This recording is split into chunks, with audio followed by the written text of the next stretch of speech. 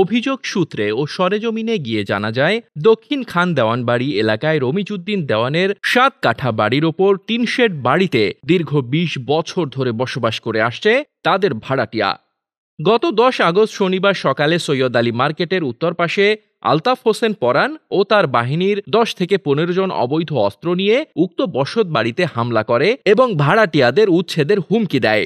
এ সময় জমির মালিক রমিজউদ্দিন ও তার পরিবারকে মেরে ফেলারও হুমকি দেয়।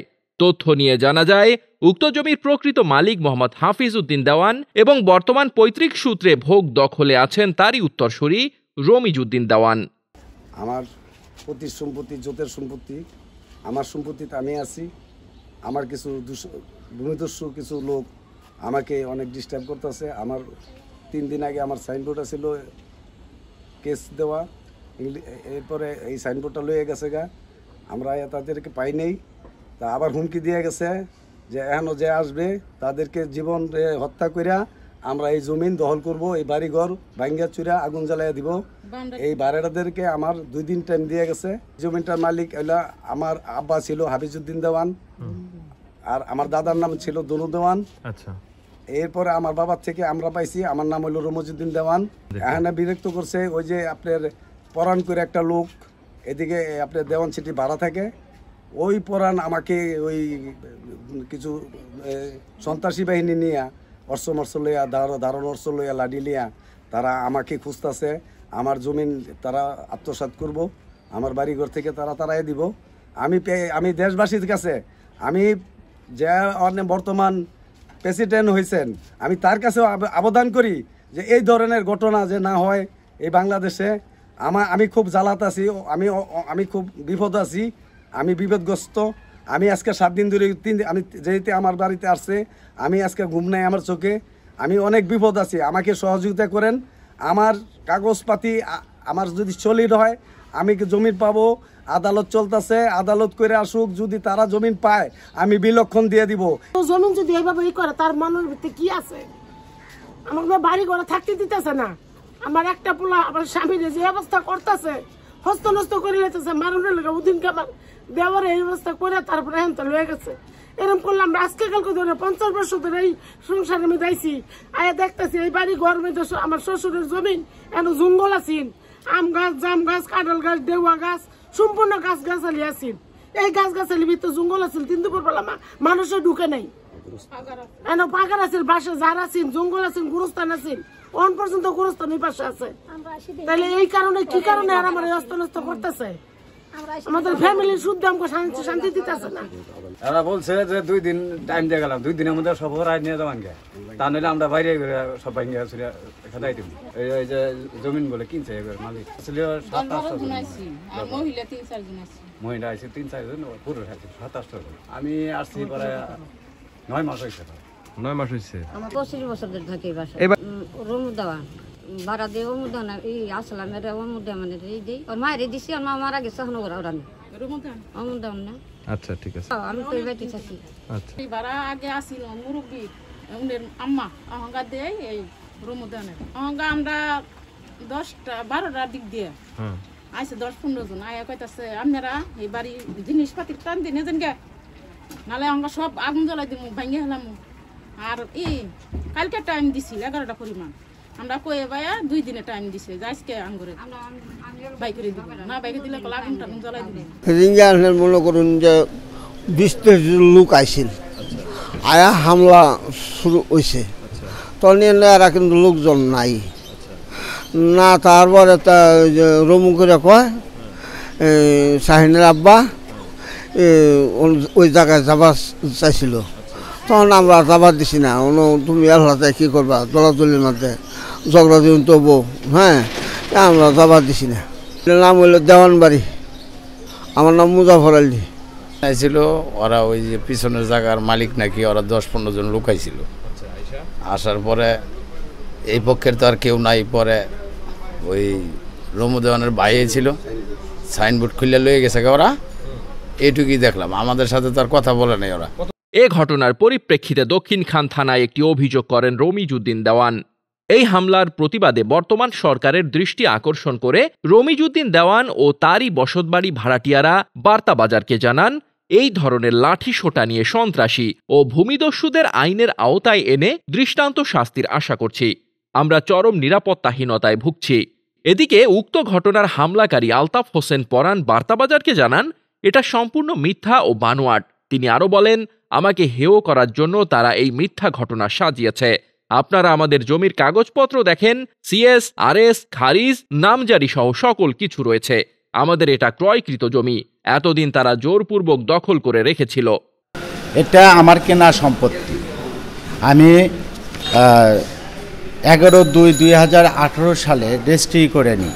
ওনাদের পৈতৃক সম্পত্তি না, ওনারা জবর দখল করে আছে। আমি 7 বছর হলো ওখানে, মানে 7 বছর আগে জমি কিনছে, আমাকে জমিতে যেতে দেয় না। আমার জমি ভোগ দখল করতেছে এবং ওখানে আমার থেকে বালু ফালানোর কথা বলে 1,10,000 টাকা নেয়। নেওয়ার পরে মানে ছাপটা ঘর উঠায়। ছাপটা ঘরে উঠালে পরে আমি যখন যাই তখন মিথ্যা আমাকে ভয়পিত দেখে। এই 20 বছর হলো না, আমার 7 বছর হলো আমি জায়গা কিনছি। জায়গা কেনার পরে আমাকে এক সময় হুমকি দেয়, দেওয়ার পরে ফাঁকা জায়গা ছিল, হুমকি দেয়, যার কারণে ওখানে আমি যেতে পারি না। মানে এমন একটা উশৃঙ্খলা পরিবেশ সৃষ্টি করে, যার কারণে এক সময় গেলে পরে আমার আব্বা সহ যাই, যার পরে আমার আব্বা মানে ওদের ভয়ে এসে বাসায় এসে স্ট্রোক করে মারা যায়। তারপরে যেহেতু বৈষম্য ছাত্র আন্দোলন শুরু হয়েছে, এখন সঠিক একটা ন্যায় বিচার পাবো, যার কারণে আমরা কয়েকজন মুরব্বি নিয়ে ওখানে যা সুন্দরভাবে বলছি যে আমাদের জমিটা ছেড়ে দেন। আমার 12,336 নম্বর প্লট, 5,335 নম্বর খতিয়ান, তাহলে খাজনা খারিজ, সিটি জরিপ, সিএসএসএ সবই আছে। ওনারা একটা কাগজও দেয় না, কাগজও দেখায় না। হাত আন্দাজে কাজে আমাদের পৈতৃক সম্পত্তি। ম্যাপ আছে, দেখেন ম্যাপ, এই ম্যাপে লেখা আছে 12,336। এই 12,336-এর বাইরে তো আমি যেতে পারবো না। তারা আমাকে ভয়পিত দেখে কাজে ও যে তুই খাস জমির মধ্যে যা। তো আমি খাস জমির মধ্যে যাব কেন? আমি ন্যায় বিচারের জন্য বারবার ধর্ণা ধরতেছি। আমি যে ওখানে গেছি, আমি থানায় ইনফরমেশন করে গেছি, আমি সেনাবাহিনীকে বলে গেছি, যাওয়ার পরে ছাত্রদের নিয়ে গেছে, মুরব্বি নিয়ে গেছে। আমরা কোনো ছাত্রদের নিয়ে গেছে? জি, আমার ছেলে ছাত্র, আমার মেয়ে ছাত্রী, আমরা মানে পরিবারের 10-12 জন ছাত্র যেগুলা কাজ করছে, এই দেশটাকে স্বাধীন করছে, তারাই গেছে। যা এরা ওনাদের সাথে কথা বলছে, ওনারা যে বলতেছে যে এটা সেটা, আপনারা বসেন, বসে কাগজ দেখেন, কাগজ যার জমি তার, এরকম একটা কিছু করে। এগুলা সম্পূর্ণ মিথ্যা। আপনি পেপারসে বিশ্বাস করেন। আমি তো অনেক দূরের থেকে সেখানে দেওয়ানের কাগজ, যারা দখল করে আছে তাদের প্লট আলাদা, তাদের প্লটের দাবিদার আমি না। বিক্রি করে খাইছে, তাদের প্লটের দাবিদার আমি না। এদের প্লট নাম্বার হতেছে 1830 আর দাগ নাম্বার হতেছে অন্যান্য, আর আমার প্লট হতেছে আলাদা আলাদা। সেটা দেখেন।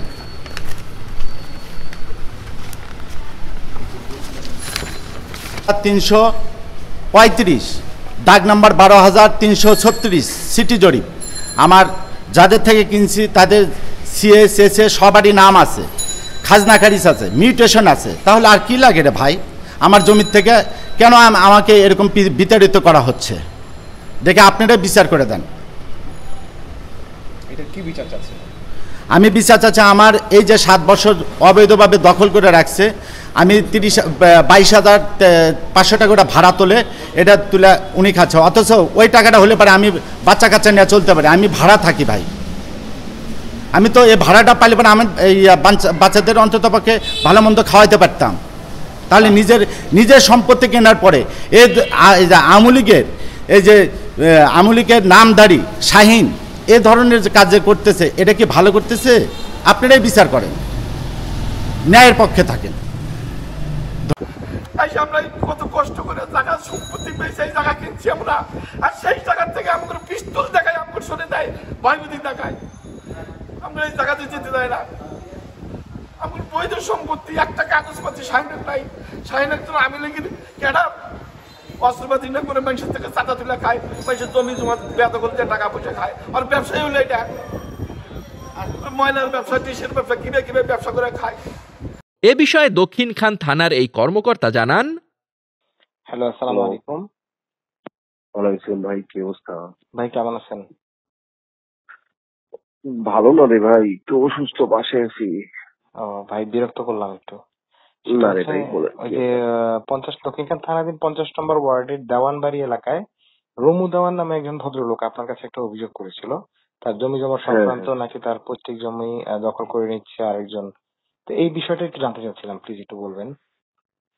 ভাই এই বিষয়টা হচ্ছে ওনাদের যতটুকু আমাকে বলছে যে এটা নাকি বিজ্ঞ আদালতে, ঠিক আছে, মামলা চলমান। পরে আজকে আমাকে ফোন দিছিল, আমি বাসায় আছি, আমি উভয় পক্ষের সাথে কথা বলছি। হ্যাঁ, কথা বলে বলছি যে আপনার যেহেতু মামলায় জায়গা জমির বিষয় মামলা চলমান, তাহলে আদালতের রায় নিয়ে আসেন, ঠিক আছে, বিজ্ঞ আদালত যে এটা রায় দিবে ওই অনুযায়ী আপনার আইন অনুযায়ী কাজ করবেন।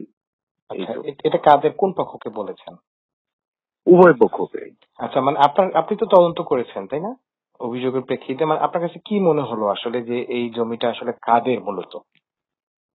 ভাই কাগজপত্রের বিষয় জমি কাদের এই দায় দায়িত্ব তো আমি তো এটা দেখে যেটা মানে এখতিয়ার না, আমি পেপার দুই পক্ষেরই দেখারও ইয়ে নাই, আমার এখতিয়ার নাই, ঠিক আছে। জি জি, ওনারা আমাকে জানাইছে যে ওনারা মামলা করছে, ঠিক আছে, আদালতে মামলাটা সাক্ষী পর্যন্ত আগানো হয়েছে। আচ্ছা আচ্ছা আচ্ছা, মানে এই অবস্থায় আপনারা আমি বাদী যে রমু দেওয়ান, ঠিক আছে, তারপর ওনাকে আমি আসতেও বলছিলাম, উনি বলছে উনি দূরবর্তী জায়গায় আছে, আসবে, ঠিক আছে। আমি বলছি আপনার প্রপার ডকুমেন্টস নিয়ে আপনি আসেন।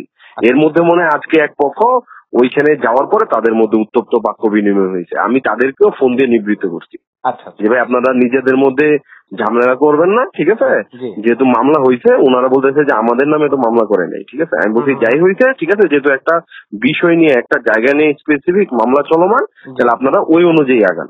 আচ্ছা ঠিক আছে, ধন্যবাদ ভাই আপনাকে।